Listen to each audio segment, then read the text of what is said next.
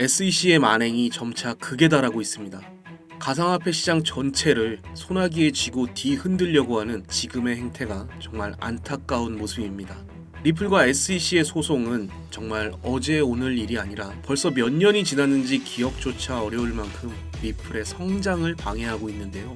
리플, 코인베이스, 그리고 정말 많은 다양한 알트코인들의 뒤를 이어 이제 미국의 대형 암호화폐 거래 플랫폼 로빈후드까지 웰스 노티스 통지를 받았습니다.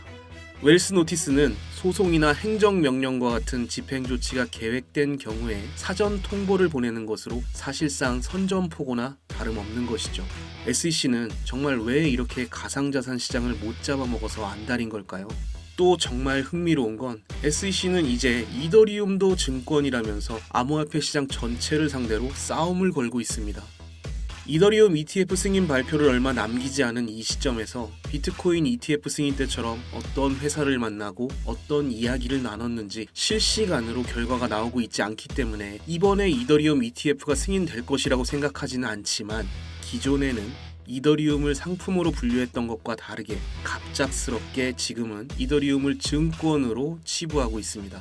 결국 이더리움 ETF를 승인해주지 않기 위해서 소위 말하는 밑밥을 깔고 있는 것으로 해석이 되는데요.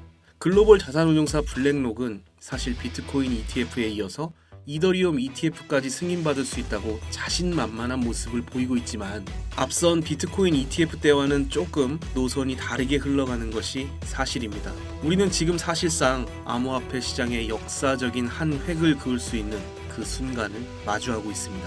지금 이 순간을 우리가 뒤돌아봤을 때 과연 어떤 기억으로 남을까요?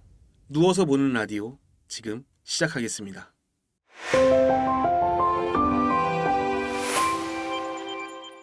자, 여러분 다들 알고 계시는 것처럼 리플은 이미 증권이 아니라는 일부 승소 판결을 받아냈습니다. 물론 일부 승소라는 다소 아쉬운 타이틀이긴 하지만 그럼에도 SEC보다 유리한 고지를 점했다는 점은 변하지 않는 사실이고요. 사실 이 소송에서 정말 중요한 포인트가 되었던 흰먼 문서의 정체에 대해서 여러분 모두 이미 알고 계시겠지만 한 번만 더 짚어보고 넘어가겠습니다. SEC가 증권으로 판단할 때 가장 중요하게 보는 포인트는 바로 하위 테스트입니다. 4가지 대표적인 조건을 가지고 있는데요. 첫 번째로는 타인의 자금을, 두 번째, 공동의 사업에 투자하고, 세 번째, 투입된 자금의 투자 이익을 기대하고, 네 번째, 제3자의 노력으로 수익이 발생한다면 증권으로 간주한다는 조건입니다.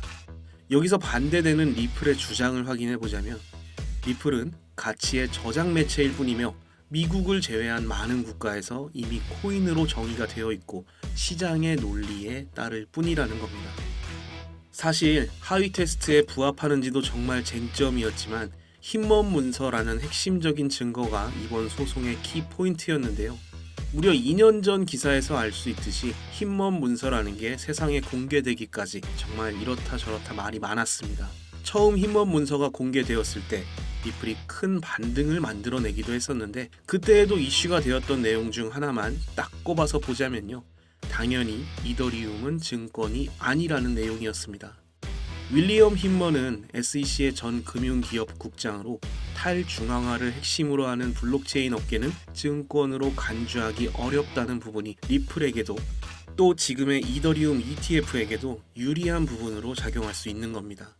물론 흰먼 문서가 공개된 이후 아직까지도 수없이 많은 후폭풍이 남아있고 여전히 결론 지어지지 못한 채 지루한 소송이 이어지고 있지만, SEC 내부 인사가 이더리움은 증권이 아닌 상품이라고 공개적으로 연설했던 자료가 있음에도 지금의 SEC 입장은 아까 보셨던 기사에서처럼 ETF의 승인 지연을 위해서 이더리움은 증권이라고 주장하고 있는 거죠.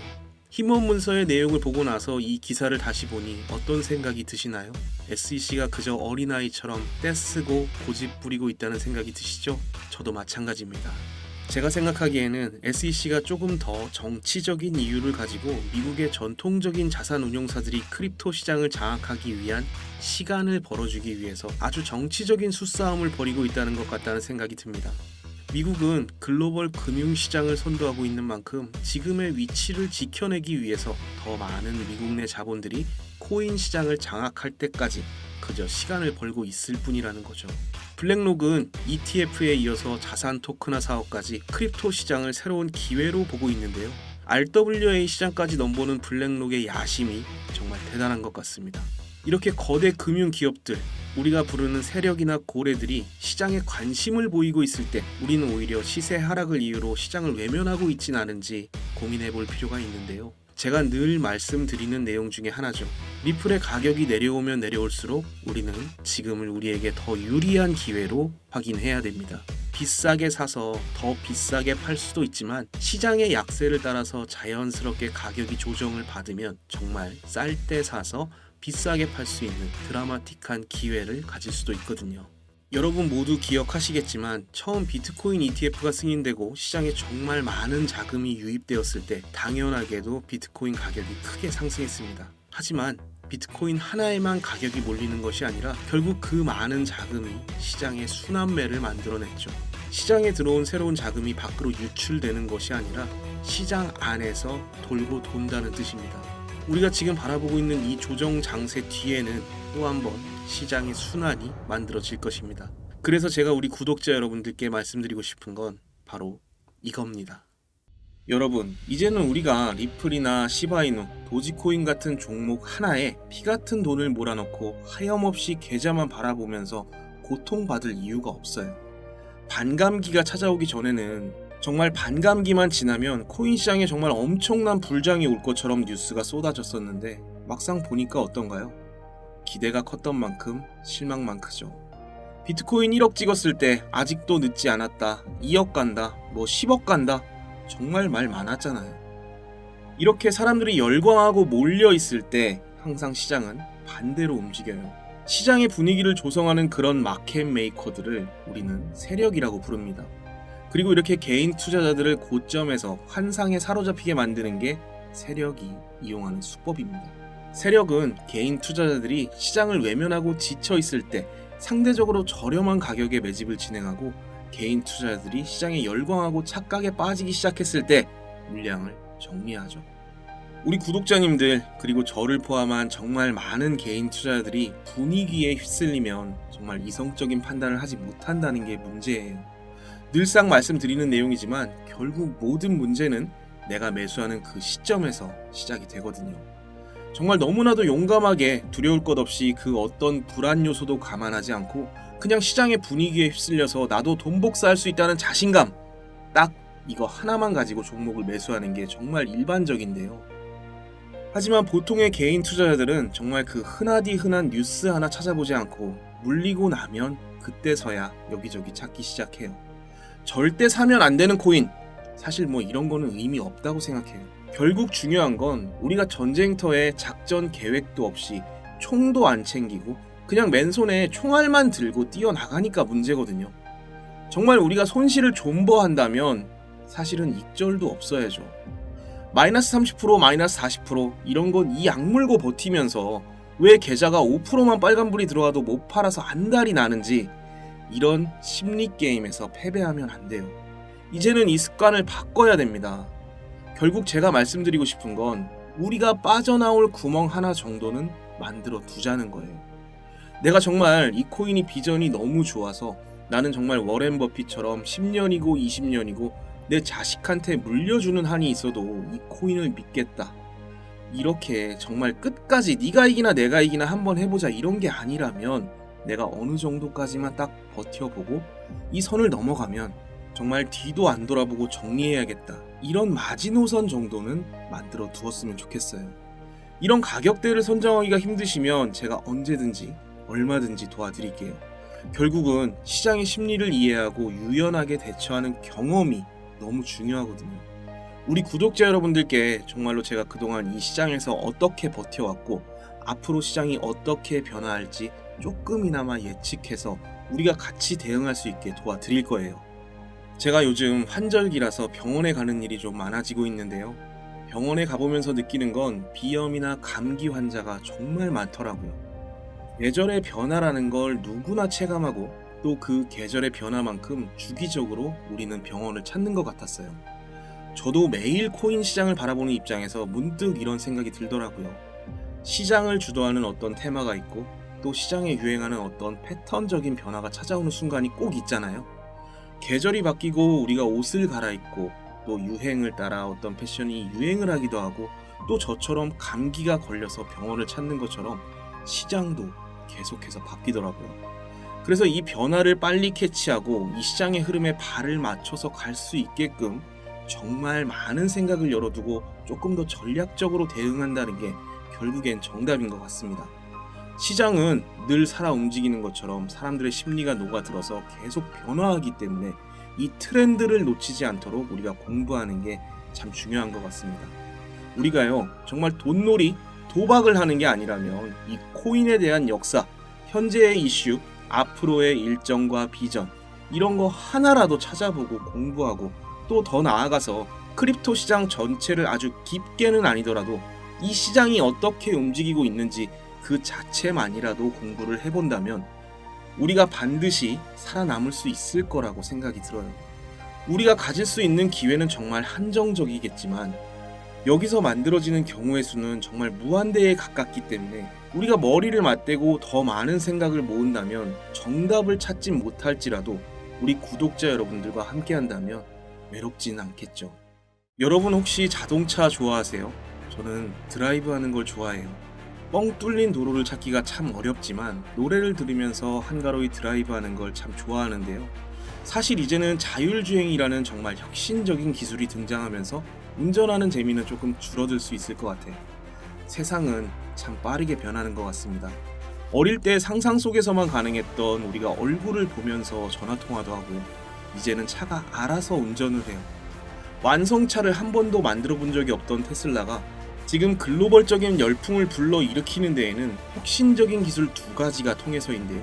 바로 전기 배터리와 자율주행이라는 소프트웨어 때문입니다. 최근 테슬라의 CEO 일론 머스크가 중국을 방문해서 완전 자율주행 출시에 대한 기대감만으로 시총이 무려 1,000억 달러가 증가했습니다. 1,000억 달러면 우리 돈으로 138조 정도 되는데요. 이런 엄청난 자금을 움직일 수 있는 퍼포먼스, 그리고 자율주행이라는 새로운 도전에 대한 기대감이 시장을 움직였다고 생각이 들어요. 일론 머스크가 우리 코인 시장에도 정말 도지파더로서 영향력이 강력한 사람이지만 사실 도지코인 개발에 직접적으로 참여하지는 않았어요. 일론 머스크는 우주를 향해서 로켓을 쏘고 전기차를 만들고 있는데 우리 코인 시장에는 도지코인을 빼고 일론 머스크나 자율주행과 관련된 코인이 없을까요? 있죠. 당연히 있습니다. 앞으로 저는 한 1, 2년 사이에 가장 폭발력 있는 상승을 보여줄 테마를 고르라면 당연하게도 이 자율주행이라는 테마와 빅데이터 그리고 AI 테마를 고를 건데요. 사실 제가 지금 말씀드린 이쪽 관련된 코인이 굉장히 많아요. 하지만 제가 자신있게 말씀드릴 수 있는 건 이 세계적인 영향력을 행사하는 인물이 이렇게 공들이고 있는 코인은 딱 하나뿐이라는 겁니다. 제가 예전에 정말 유료방 업자들한테 당한 게 너무 많아서 정말 밤에 잠도 못 자고 저 스스로를 원망 많이 했어요. 그래서 우리 구독자 여러분들은 저와 같은 고통의 시간을 겪지 않아도 되게끔 제가 정말 많은 시간을 들여서 찾아낸 이 코인 지금 바로 공개하겠습니다.